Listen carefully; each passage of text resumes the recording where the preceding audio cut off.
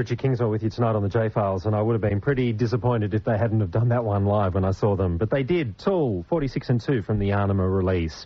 Right now on the Tool J-Files, it's time for Maynard James Keenan, the singer from Tool, to do his high five. 5 records have changed his life, so right now it's over to Maynard. Let's dig out an album by Joni Mitchell called Hejira, featuring bass playing by Jaco Pastorius. One song in particular is Black Crow on the album, although the whole album itself is worth listening to from beginning to end, as well as her entire catalog, actually. But this one in particular kind of strikes a nice note in me.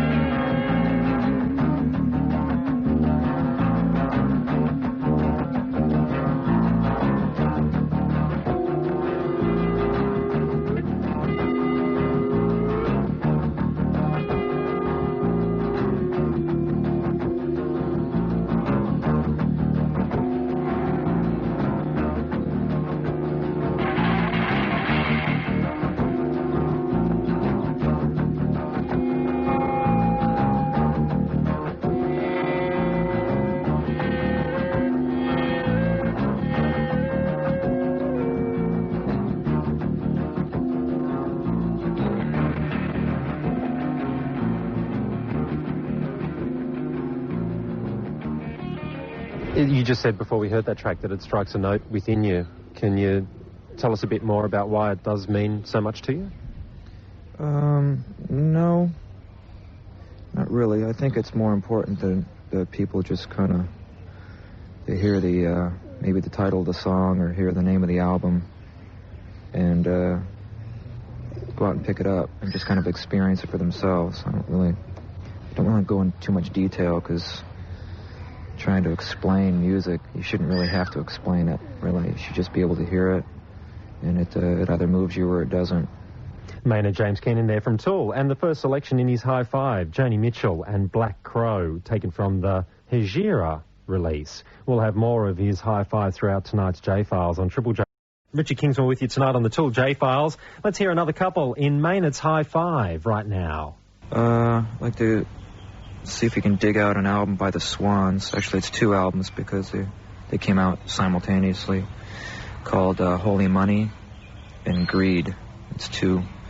They're kind of a joint release by the Swans. One of the songs in particular would be Coward.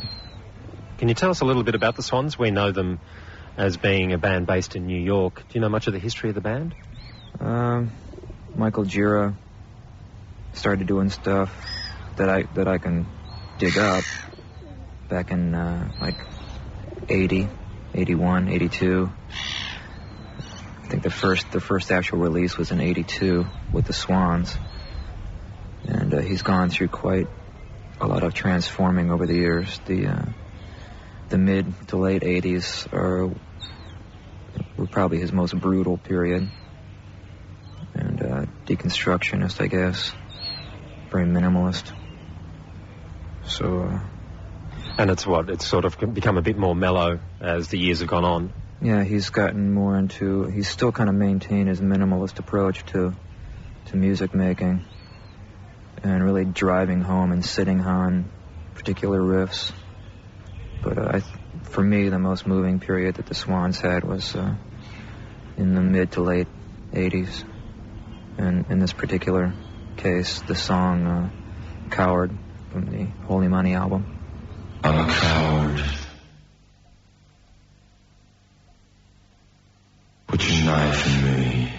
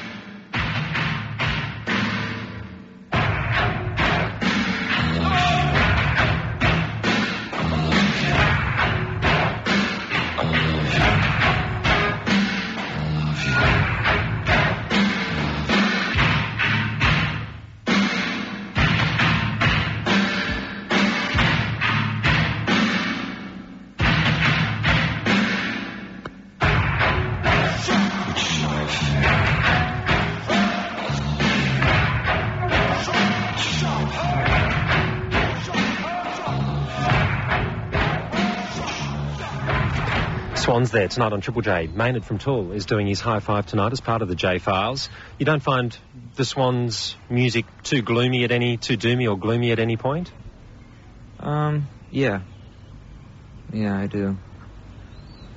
I think the danger at most of delving into some areas, sometimes you can get a little bit so far into it you can't really find your way back out. I think maybe Michael's kind of fallen into that trap a little bit in some of his stuff, in his decadent approach, but in that he's gone that far out on a limb, he's certainly come up with some art that's been unsurpassed. Yeah, it's an interesting one, that, isn't it? When you're kind of delving deep within yourself, but then there's that line that you're dangerously close to of being just indulgent. Right. I mean, as an artist, how do you pull yourself back from that? How do you know when to not take that one step too far? Well, I don't think you really concern yourself with that. You just go with your heart. If you go too far, then you've gone too far. But that's pretty much just the goal of any artist, I would think, would be to just follow his heart. And then, of course, it's someone else's job to judge whether you've gone too far or not, and not yourself. But then again, that's just somebody else's opinion, really, you know. I'm sure Michael's very happy with the work he's done, and he's fine with it. As far as where other people are or where I am when I hear it, some parts I take, some parts I don't. That he follows his own heart and his head, I can respect that, and I'll listen to anything that he ever does, just because I know that he's doing some searching and he's doing some personal work. So I'll consider anything that he's done decent work because he is following his heart. Okay, what shall we hear next? Well, let's ramble on to Led Zeppelin's Physical Graffiti album, most specifically the song Kashmir, which, if you haven't heard it, I think you'll see why. And if you have, you know what I'm talking about. Don't really need to say much about it.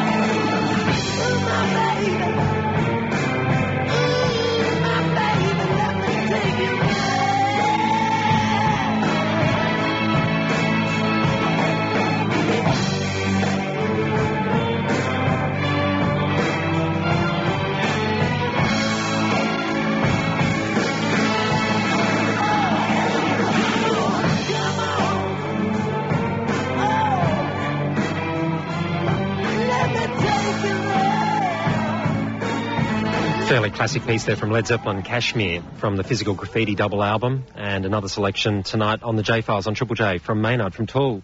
I'm not name-dropping here, but I actually did get a chance of interviewing Robert Plant in the last couple of years, and I asked him, was there any particular point in the career of Led Zeppelin where he felt completely overwhelmed by the sounds and the songs, and was there a song that he just thought he couldn't get at one point? He actually said Kashmir, so that he cried after recording the vocal on that. Well, absolutely. That song definitely is more than the sum of the parts that recorded it. It certainly moved into a whole new area, I think. It was all that sort of Eastern influence, wasn't it?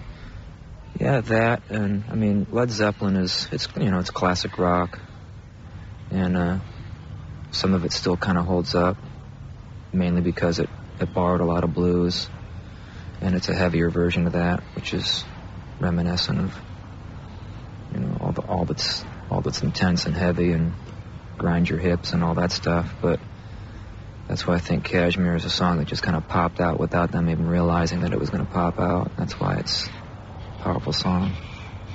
The thing I like a lot about Led Zeppelin at a time when a lot of bands were doing extended jams and extended songs, they did it with economy in mind. They didn't have any wasted parts within the tracks. Right, they definitely arranged their their songs. I mean, and like the Swans and like Joni Mitchell, Led Zeppelin are kind of a band that you have to really hear the whole picture. They're not necessarily something that you just kind of throw on while you're vacuuming the rug or having a party. They really are bands you really have to open up your heads and open up your hearts and really make an effort to listen to the whole picture. Otherwise, don't waste your money. You know, if you want pop hits, go listen to Green Day or, you know, Oasis or something.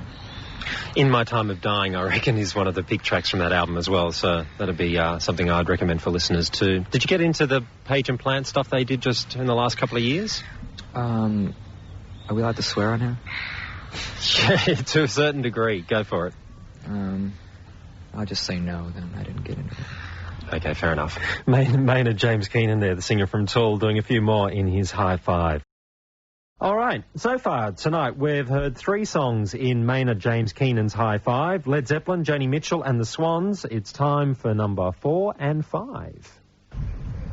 This would be King Crimson album with One More Red Nightmare from the Red album. And once again, this is an album band. You don't really just go and listen to this band singles or singular songs or in slices. You really had to have the full experience on this one as well. The Red album is right before they took a big break and kind of reformed later, and they came out with Discipline with Adrian Belew and that lineup. But this particular lineup to me was, and they really started realizing something. I don't know what it is. You can't put your finger on it. Just buy the album Red and listen to it with headphones and put yourself in that expanded awareness, however you get there, and absorb it.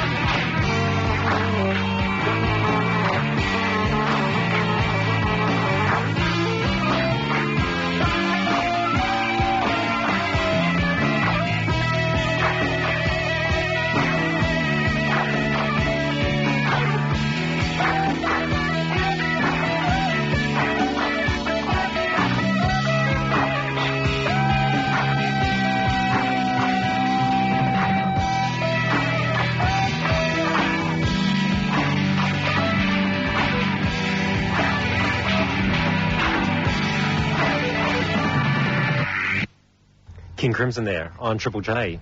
I got to interview Adam from Tool last year, and I think he said he was a huge Robert Fripp fan.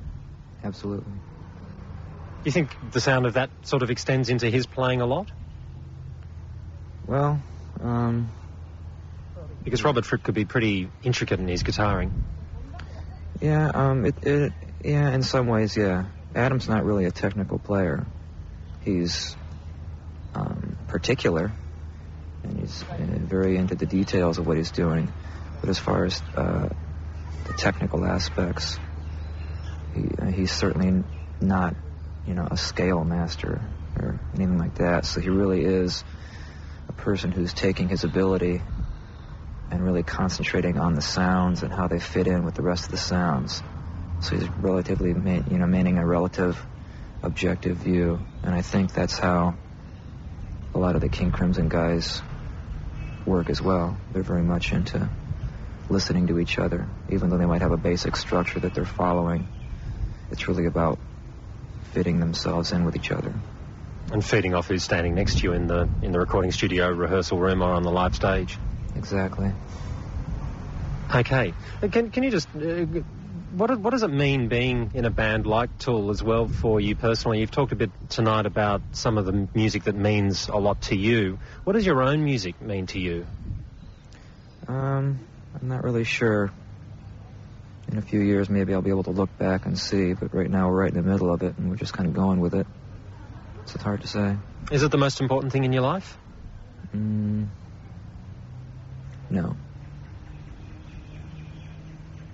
That's good. I'm glad you said no, because if you had said yes, then I would start to question whether it should be.